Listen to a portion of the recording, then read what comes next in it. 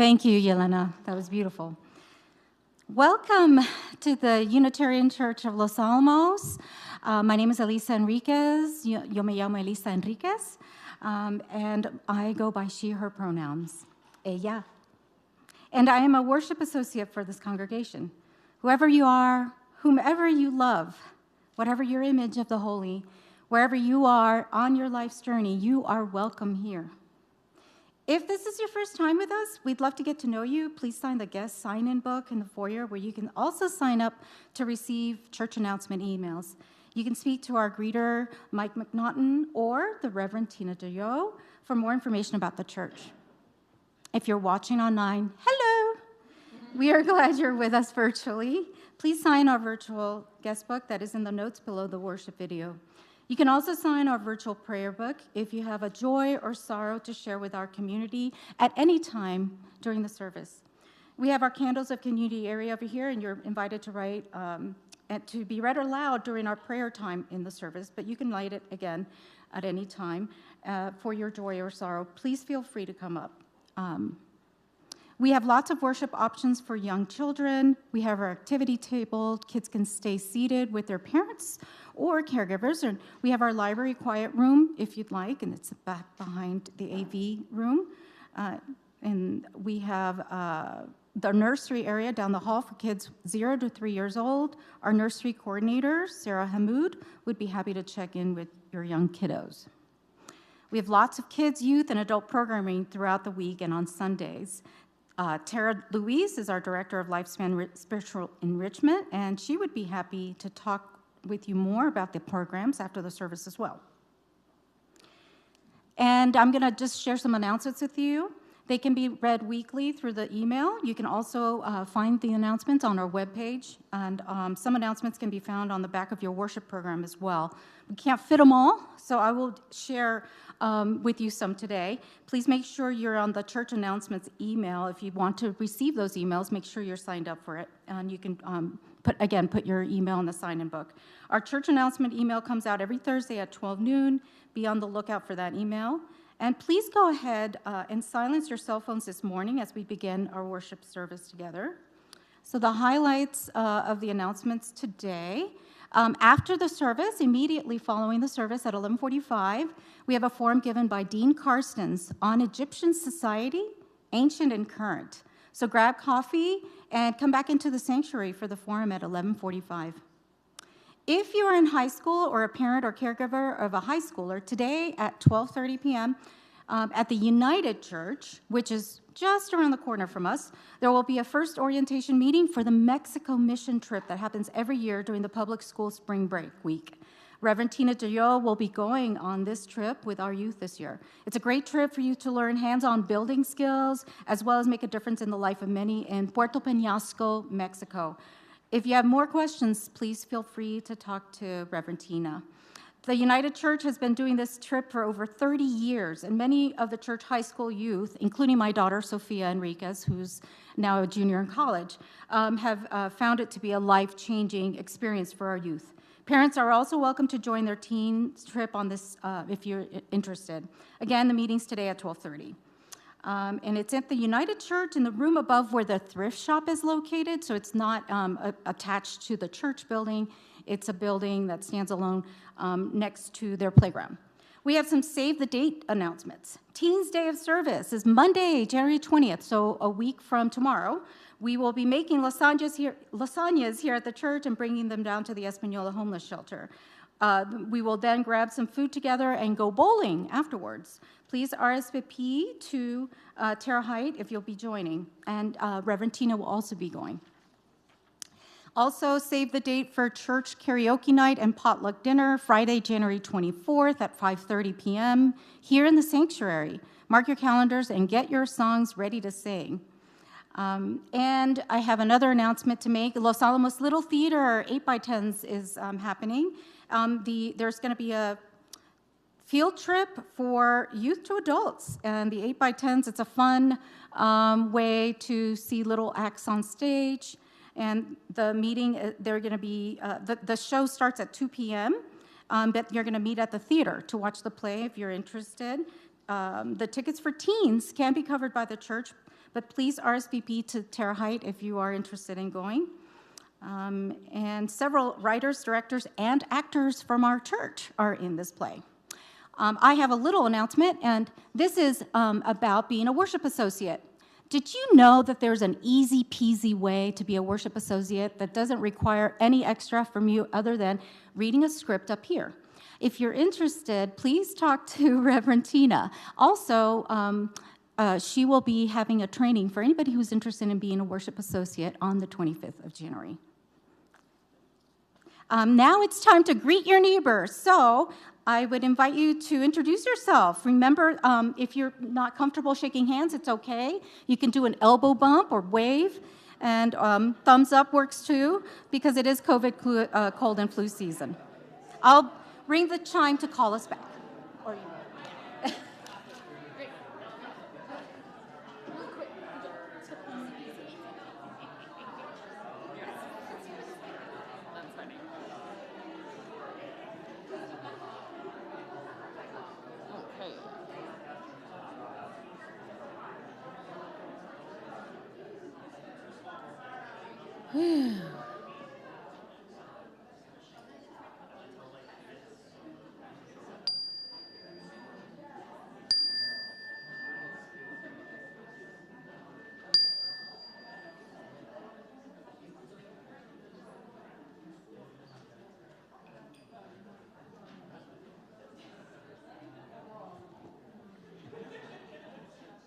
Good morning.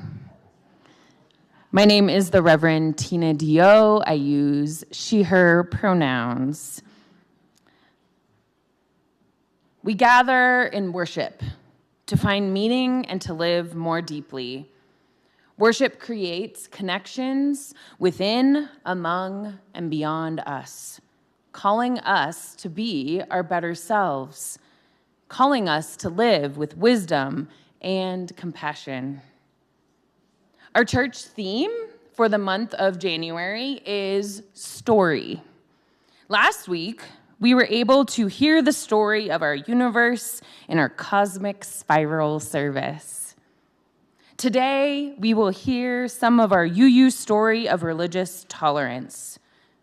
Tomorrow, January 13th, is the official anniversary of the signing of the Edict of Torda, or the proclaiming of it, I should say, in Transylvania, Romania, current-day Romania, then the Hungarian nation.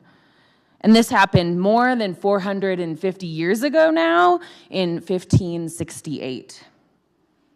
And in 2018, Unitarian Universalist churches in the US and Canada and Unitarian churches in Europe celebrated the 450th anniversary of this Edict of Torda, also known as a statement of religious tolerance, being read.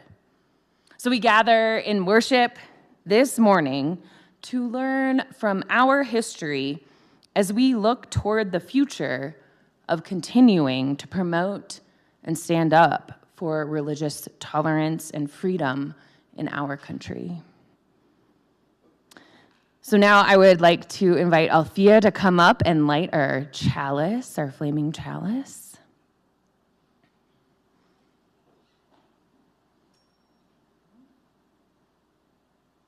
I'll read these words while you light it.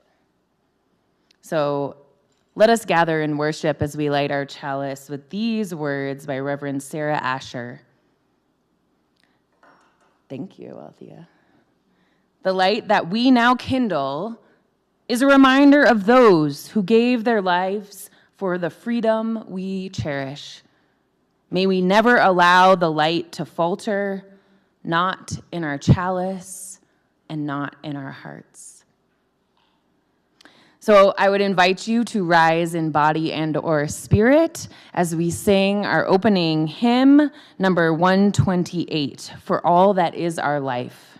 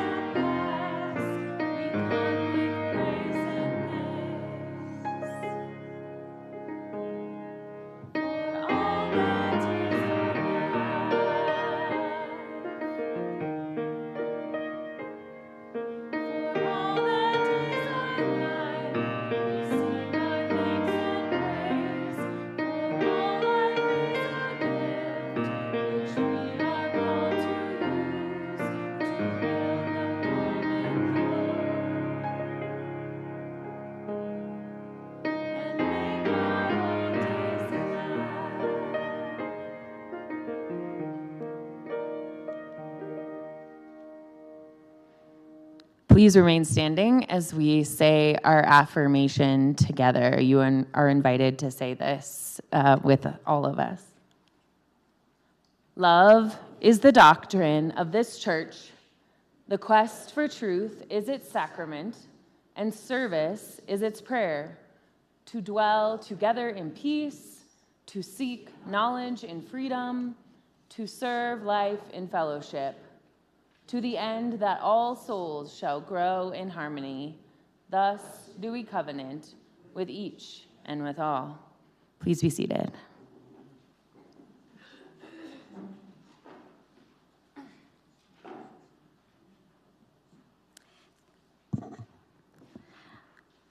This month's Share the Plate offering goes to the Unitarian Universalist Service Committee.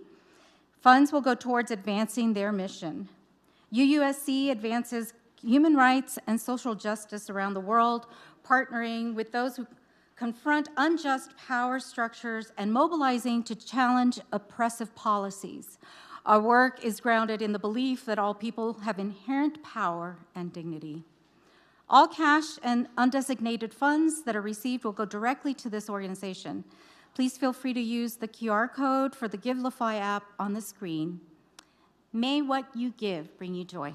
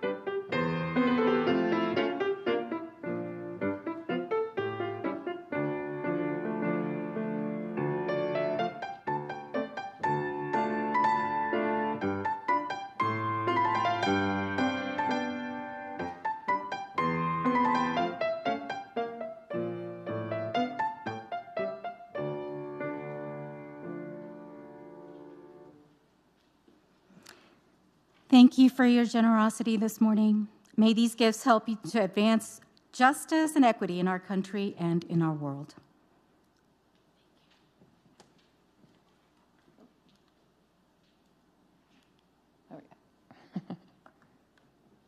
So during this time in our service, this is our prayer and meditation time where we lift up all of our joys and our sorrows.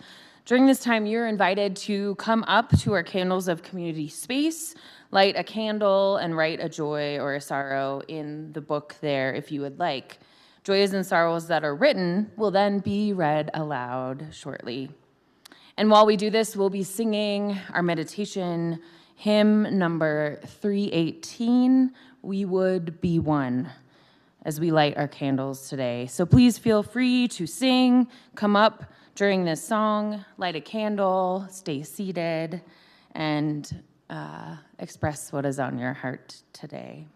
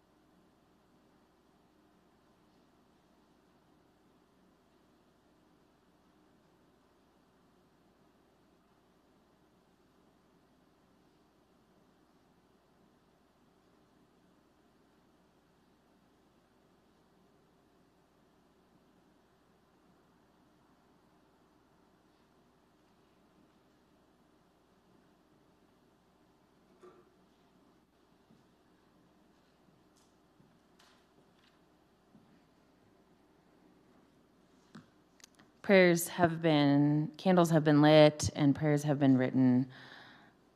Prayers and positive energy to Rick Keith, who is nearing the end of his almost 2-year battle with glioblastoma. Rick is Janet Van Cleve's sister's beloved brother-in-law. Thank you all. Candles have been lit for religious tolerance of and from religion. Ongoing thoughts and prayers of healing for Wade Wheelock. Family near and far. In remembrance of Linda Richmond, Kristen Sestrick's mom, who passed 5 years ago yesterday.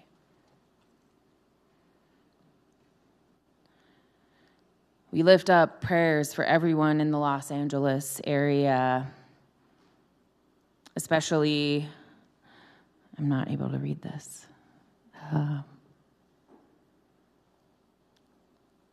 Harlow, Enan, Scarlett, Antoinette, Angela, and their families. For those who are ill, that their health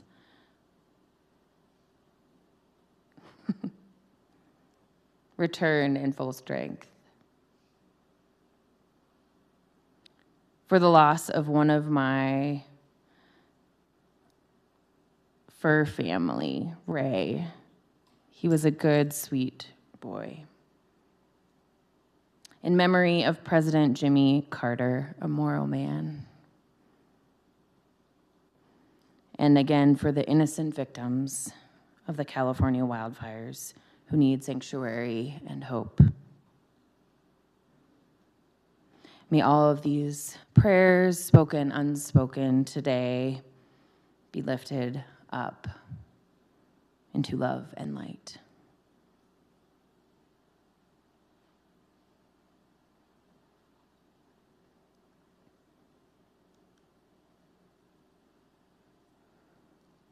So as we come into this meditation time, reflection time, I'm going to share some words of Francis David, one of the founders of our Unitarian faith, who we'll be hearing more about in this service.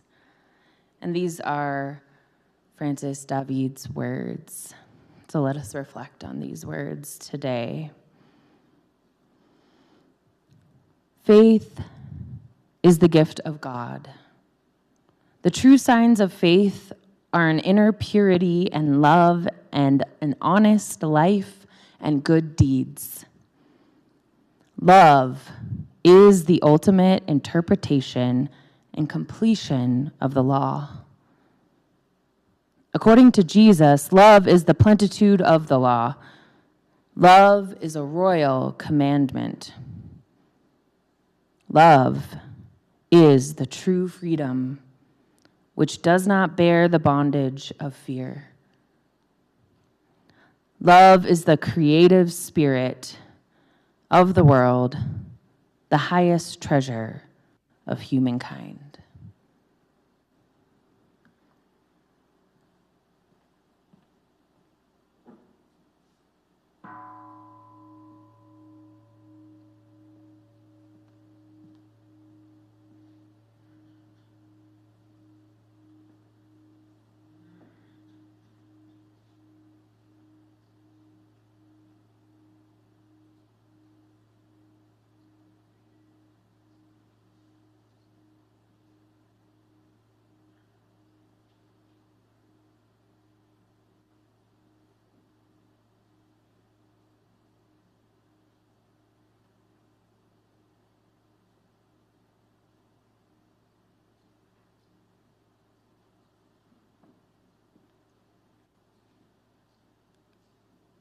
And now I would like to invite Terra Hite and all of the young and young at heart to come up to our young worshipers carpet up here for a time for all ages. Do you want the clicker?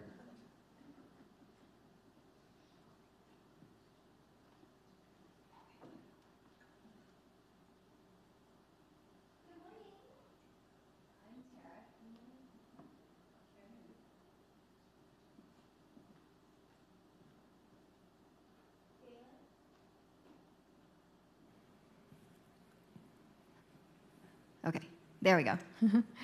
So this morning, I'm going to tell the story of a Unitarian king, which I didn't know that there was a Unitarian king, but there was. This is the story, the Edict of Torda, and from 1568. Long ago, far across the sea, in the country of Poland, a land of windswept plains and great flowing rivers, there lived a king named King Sigismund and a queen named Queen Bona. They had a daughter whose name was Princess Isabella. As Isabella grew, the king and queen taught her to be a good and wise ruler over all the people in the land.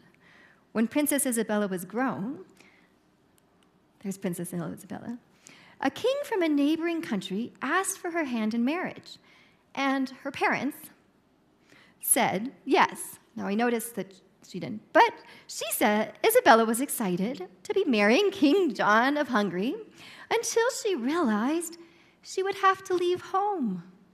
"I shall miss you, mother," Isabella said, suddenly wishing that she did not have to go.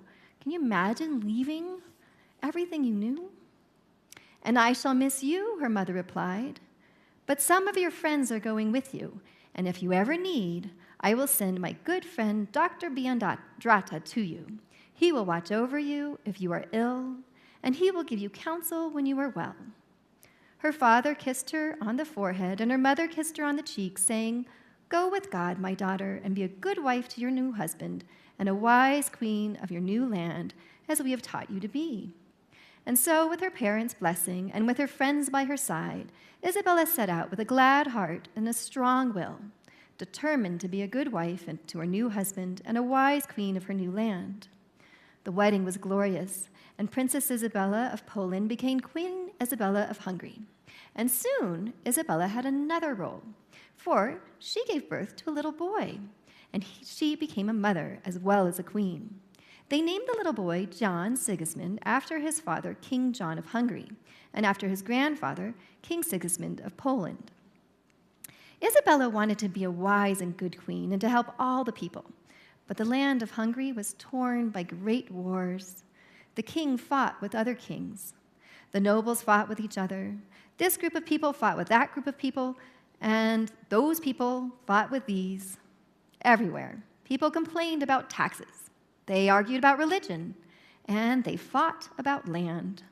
Sometimes they fought about simply getting enough to eat. They fought, and they fought, and they fought, and many people died. Isabella's husband was away fighting when their baby was born. "Come home," she wrote to him. "Come home and see our son."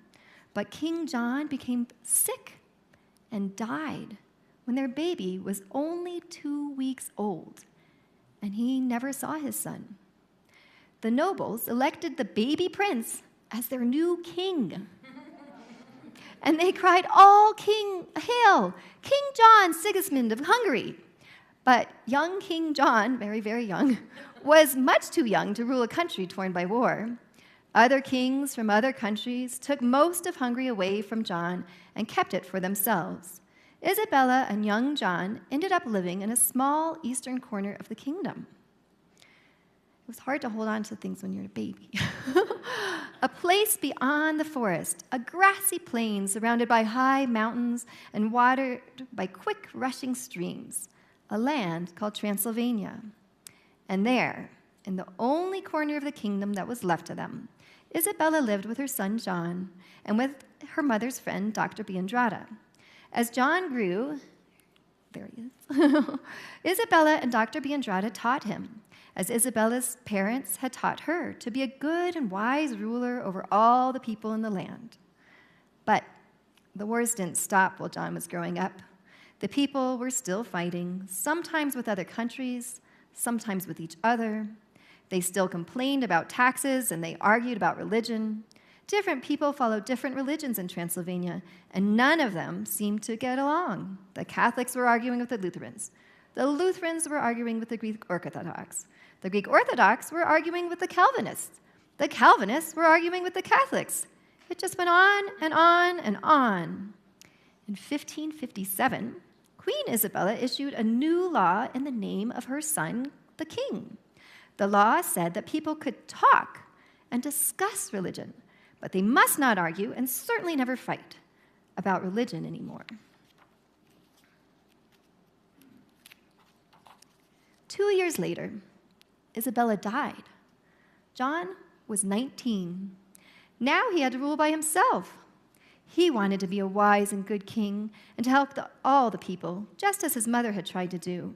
But the people were still arguing about religion. "What should we do?" young King John asked one of his advisors, a gray-bearded old noble with a cane. "How can we stop the fighting?" "One king, one country," the advisor declared, stomping his cane on the ground. "Just as they do in France and Spain. One king, one country, one religion. We must choose one religion for Transylvania. Everyone will follow it, and then we'll have no more fighting." King John didn't think that would work, but something obviously had to be done. Talking was better than arguing, and so, as his mother and Dr. Begnaud had suggested, King John invited preachers from different religions to come to his court and talk about religion, and they came. Dr. Begnaud invited his friend, Francis David. There he is. And he came. The preachers talked and talked and talked and talked. Sometimes they gave up talking to argue with each other, and sometimes they argued so much that King John was afraid they would give up arguing to start fighting, maybe even with swords. But the talk went on day after day, and no one was hurt.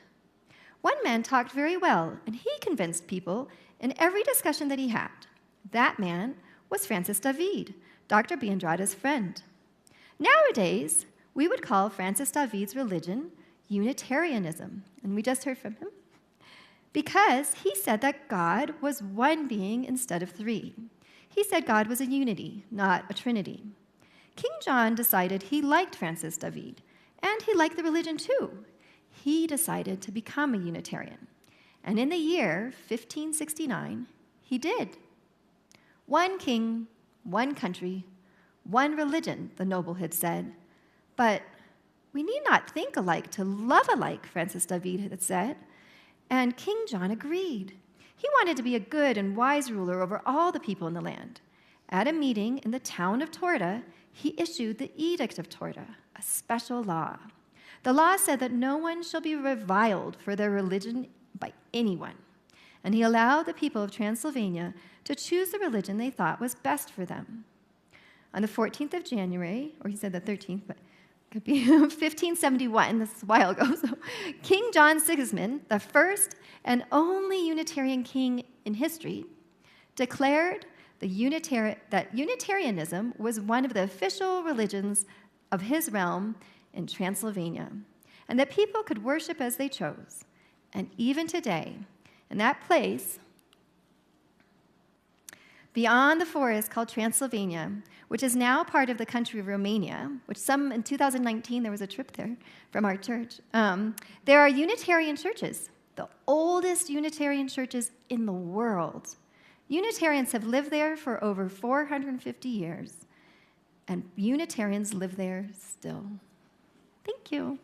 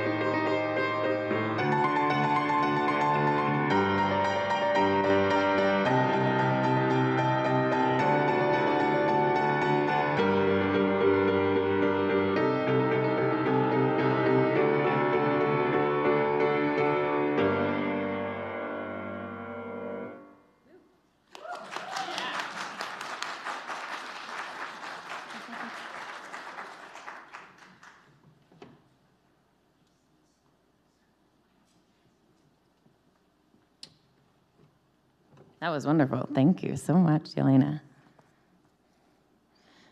So the Edict of Torda Day is tomorrow, January 13th, 1568. And then, later John Sigismund made it the official religion, right?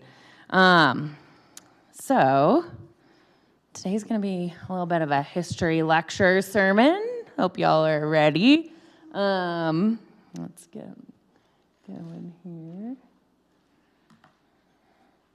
So the Edict of Torda. I got my scroll here. I'm going to read that proclamation for y'all. Our Royal Majesty, as he had decided at the previous debates within his country about matters of religion, confirms as well at the present diet that every orator shall preach the gospel by his own personal conception at any place if that community is willing to accept him, or if it isn't, no one should force him just because their soul is not satisfied with him. But a community can keep such a preacher whose teachings are delightful. And no one, neither superintendents nor others, may hurt a preacher by this or by the previous constitutions. No one may be blamed because of their religion. No one is allowed to threaten others with prison or divest anyone of their office because of their profession. Because faith is God's gift, born from hearing, and this hearing is conceived by the word of God. There's the full edict. You can read it too.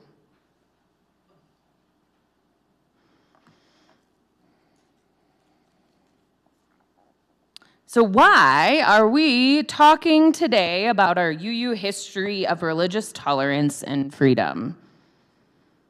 Because we have to know our own story and the foundation that our ancestors set before us in order to move forward together in our Unitarian Universalist shared values. And as we continue to form our UU identity here together in this congregation. And also because tomorrow, January 13th, is the anniversary of the Edict of Torda being proclaimed in 1568. So Unitarian Universalism is a living tradition that continues to evolve. We've evolved a lot from this edict, even. And throughout time, our ancestors continued learning, and through this learning, new truths have been revealed.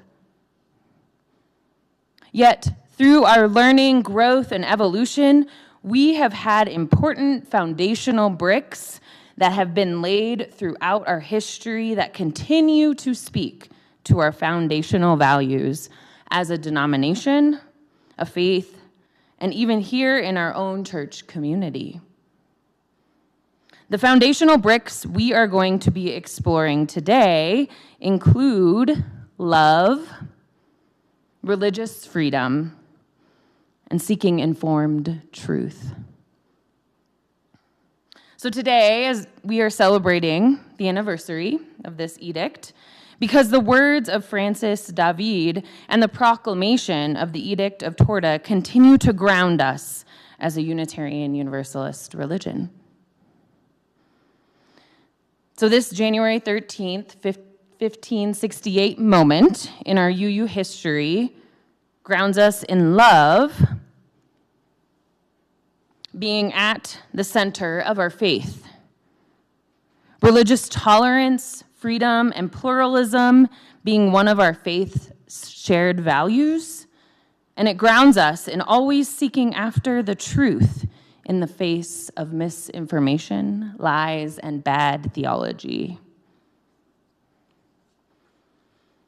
Our history and our story of religious tolerance and freedom is strong and will continue to be strong as we move through this world upholding the right of religious freedom for all people. So who was Francis David. He was a preacher from Kolozsvár, I'm trying to pronounce that correctly, Hungary, who had grown up Catholic and had studied at Wittenberg and Frankfurt in the German states under the Roman Empire. This is a statue of him they put up in 2019 in Kolozsvár, and now it's in Romania, and these are some of his quotes. His theology kept evolving over time and as he learned more. His theology changed, but the truth of love being at the center of his theology did not change. He took up Lutheran theology, then he took up Calvin theology, and then came to a more critical view of Calvinist theology, and then began to see religious reformation as an ongoing process of successive evolutionary steps towards the perfect truth. In his studies, he began to see the doctrine of the Trinity as a human invention. He did not find any proof of the Trinity in the Bible. Thus, he started preaching the non-Trinitarian, also known as the Unitarian belief of the one God. King John Sigismund held many debates in his kingdom, and Francis David was present at a lot of these debates, preaching and arguing the Unitarian theological view of the one God. He is quoted to say throughout his debates and his writing, "We need not think alike to love alike." After the kingdom's leadership changed to a more Catholic king after King John Sigismund's death, Francis David was put in prison, and even here, Francis David etched in the wall as he was close to death that love is the true freedom which does not bear the bondage of fear. The other quote there. Today in our church, we still say our affirmation every Sunday that love is the doctrine of this church. So if love is the doctrine, then religious freedom and tolerance are imperative. There is the same picture that Terra put up. This is the Edict of Torda in the painting. The legislative assembly is a diet.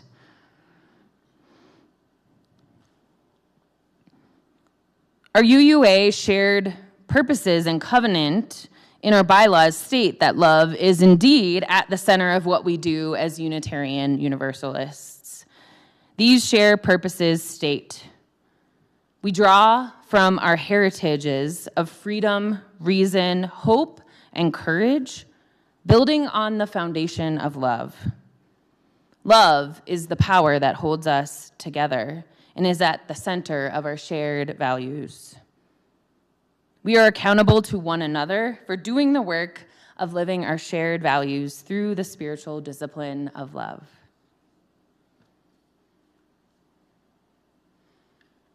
Another reason we celebrate the Edict of Torda and why it is important is that it grounds us in our history and shared values of religious tolerance, freedom, and pluralism. While the focus of the edict back in 1568 was more on congregations than on individuals, and its provisions did not extend to Orthodox Christians, Jews, or Muslims, it is still seen as the first proclamation of its kind in the written European history of that time. Even more significant was its recognition of such a radically different denomination as non-Trinitarianism, is how they called it back then, aka Unitarianism. This value of religious tolerance, freedom, and pluralism has now grown to be more inclusive as we have expanded our view of what this means for us today in our context. Our UUA bylaws definition of pluralism states, pluralism. We celebrate that we are all sacred beings, diverse in culture, experience, and theology. We covenant to learn from one another in our free and responsible search for truth and meaning. We embrace our differences and commonalities with love, curiosity, and respect. So our shared value of pluralism in our UU tradition is important to know, especially as we move forward in this country, not knowing whether or not our rights to religious freedom will be attacked. Just like our UU religion, our country was also founded on principles of religious freedom. And we know that a lot of other parts of our founding of this country were flawed, but this is one thing I feel like the founders of our country got right. And some other things too, I would say. If we see people's freedom of religion rights being attacked and or taken away, we know it is our job to stand up and speak out against this. If people who practice Islam or Sikhism or the Jewish faith or people who practice Hinduism or Buddhism in our country are being attacked for doing so, well, then we stand up for their rights of religious freedom. If Christian nationalism is the only accepted version of religion being accepted in our country, we will indeed make our voices heard.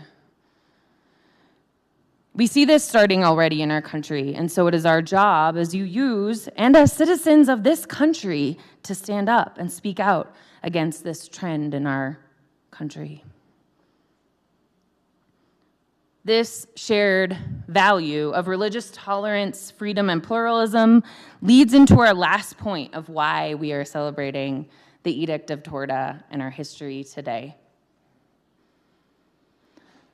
This edict has grounded our faith in always seeking after the truth in the face of misinformation, lies, and bad theology. Standing up for those truths in the public square. We seek the truth and stand up for what is right when people are stripped of their rights to religious freedom. So as a minister, to become ordained, you have to prove that you are competent in 8 areas of ministry. This is the 4th competency, and it is titled Social Justice in the Public Square. The bulleted criteria that we as ministers need to prove we are doing and able to do for the Ministerial Fellowship Committee are that the minister is engaged with critical justice issues in the local community and the larger world, can apply the lens of power and privilege in the areas of anti-racism, anti-oppression, and multiculturalism, understands basics of community organizing and value of broad-based coalitions, and connects the history of UU justice engagement to the present. So this is another reason why I'm here talking to you about our UU history and why it is important for our engagement even in our social justice work today. From the very beginning of Unitarianism, our faith has been one of constant evolution of thought, beliefs, and ideas. We are a reformed faith, and we are always reforming. We keep looking back to our history as we look forward to our present context. I always like to say that our faith is one that is alive and always changing as we humans continue to learn, experiment, and grow together. We continue to seek truth together and dialogue about this truth. There is a lot of misinformation and bad theology being preached out there in the world, and it is our job as UUs to find the truth based in facts, truth based in our UU history, based in our logic mind, based in processes of science and reason, based in our emotion mind, and truth based in our personal stories and experiences. Listening to one another is key in being able to sift through the misinformation and lies that are prevalent in our world. So as we reflect and celebrate our UU story of the Edict of Torda and religious tolerance, we are reminded of the foundations of our UU faith that are so very important. Those foundations of love, religious freedom and pluralism, and always seeking after informed truth. So this coming February, our church will begin its process of the creation of a church behavioral covenant. We are a pluralistic community, and we have differing views, thoughts, and beliefs. And it is our covenant together that holds us in community. We do not have dogma or creeds like other religions do. So instead, we covenant with one another because our relationships with one another are what hold us together. Every Sunday, we say an aspirational covenant affirmation. Our UUA shared values and purposes are an aspirational covenant we have together as well. In this new year, we as a congregation will begin to form a behavioral covenant together.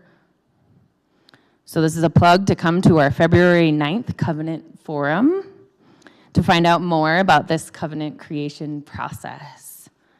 And then also come to our Covenant Sunday worship on March 2nd, followed by us gathering together in the fellowship hall over food and coffee and cake to begin the creation of a congregational covenant together.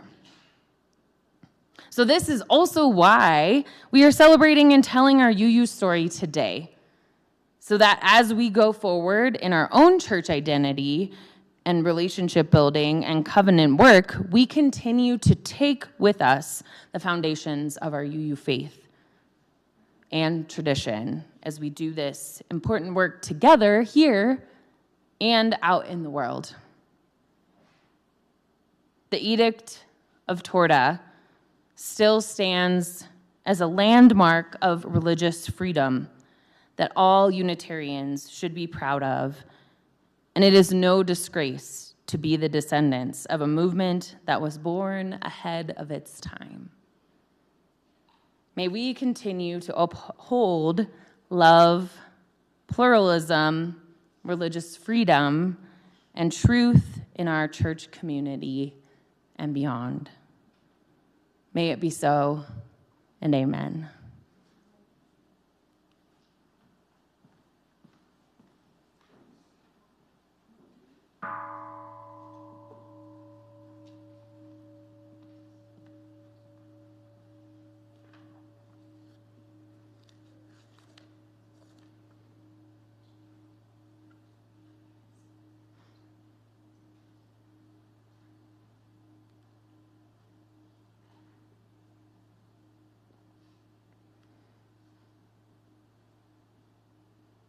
That snow is beautiful.